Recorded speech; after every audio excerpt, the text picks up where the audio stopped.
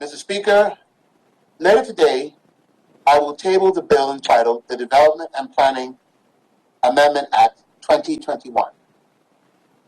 The Amendment Act, which seeks to amend the Development and Planning Act 1974, 1, to increase the protections to the environment while streamlining the planning process.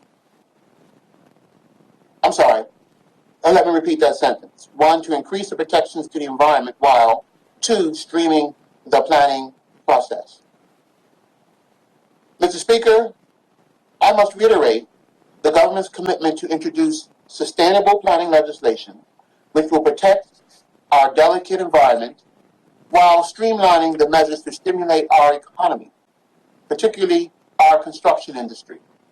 Mr. Speaker, our statistics underscore that our construction industry is doing quite well, and we understand the critical role of the Department of Planning in facilitating new investment and meeting the development needs of the island.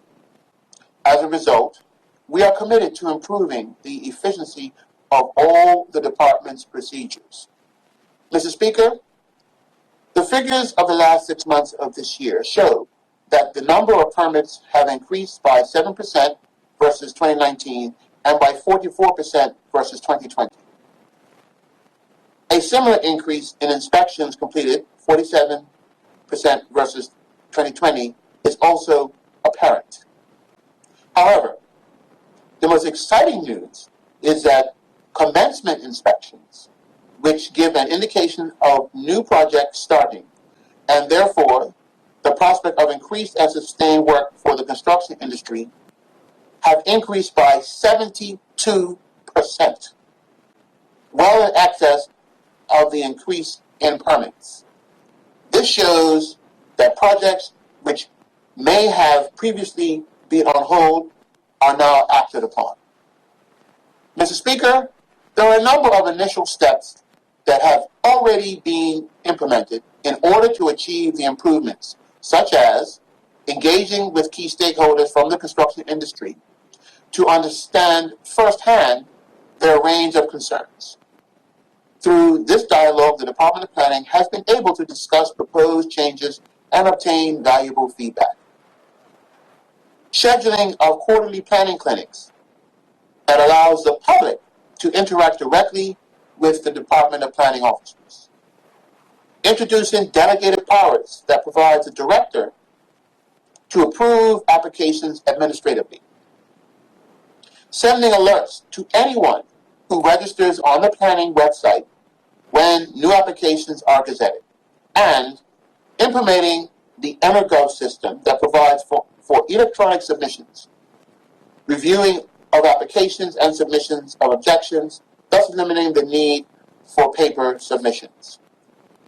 In addition, there are a range of other initiatives that are also being actively worked on. These include the Competent Persons Scheme, new procedures to allow minor revisions to be approved in the field during construction, revisions to the General Development Order to increase the scope of what is deemed as permitted development, and the introduction of new local development plans commencing with the soon-to-be announced draft Northeast Hamilton Plan 2021. However, we have achieved these measures while ensuring that we protect our precious environmental assets. This was reflected in the Bermuda Plan 2018. Mr. Speaker, these other initiatives aside, the amendment being tabled today focuses on 3 key areas: the protected conservation areas, special development orders, emergency development orders. Mr. Speaker, the amendment will also introduce a concept of protected conservation areas. The aim of this amendment seeks to offer heightened protections with respect to this specially protected class, upon which it is believed development should not be considered. A list of areas falling within the protected class shall be referenced in the amended Act. Such areas which is subject to landowner agreement may include nature reserves, actively cultivated arable land, significant portions of wooded land, areas supporting valuable historic and cultural areas. Mr. Speaker, some have asked why this amendment is important. They have claimed that there is adequate protection in zoning of the land. Whilst it is true that the development plan process involves establishing zoning for land, these zonings are subject to change either by the development plan process itself or via approvals for development granted on appeal to the minister. This amendment will ensure that these areas, once protected, can only be removed by the legislature via affirmative resolution procedure. Mr. Speaker, through the stakeholder engagement with the development industry, concerns have been expressed over the process of issuing or amending special development orders, SDOs as we commonly know them as.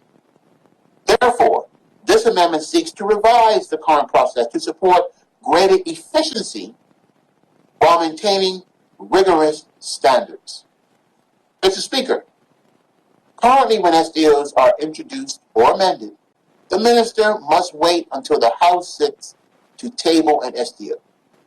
This requirement can cause significant delay, which typically equates to economic ramifications that can undermine the viability of a development. An example that highlights this challenge is the introduction of the 2018 amendment to the Tuckers Point SDO. The passing of the amendment by the legislature determined whether interested buyers were successful in purchasing the lots of land.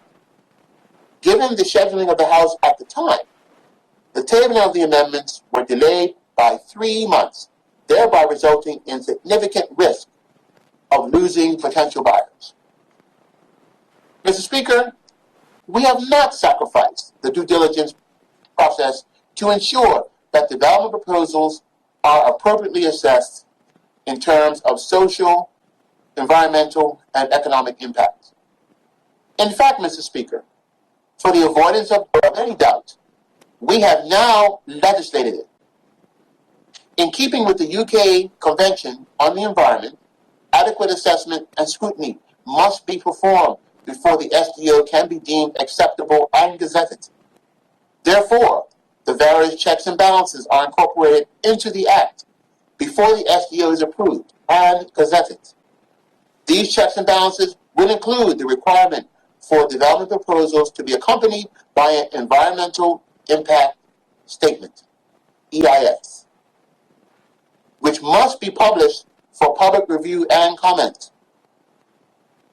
These requirements will be prepared in the form of procedures to clearly outline the steps that must be followed in order for a development proposal to be supported for an SDO. Mr. Speaker, the amendment further provides for the minister to activate, on declaration of a national emergency, procedures to allow the director to expedite the processing of a planning application and approve, Mr. Speaker, application administratively to address a crisis situation, provided that any such decisions, while fast-tracked, must not contravene any legislative or policy directives such as building codes. Mr. Speaker, the proposed amendments to the Act form a key element of the streamlining measures initiated originally announced in May 2019 to bring greater efficiency to the Department of Planning's processes and service delivery to the public, and ultimately to provide a conducive regulatory framework to support new investment while protecting our environmental assets. Thank you very much, Mr. Speaker.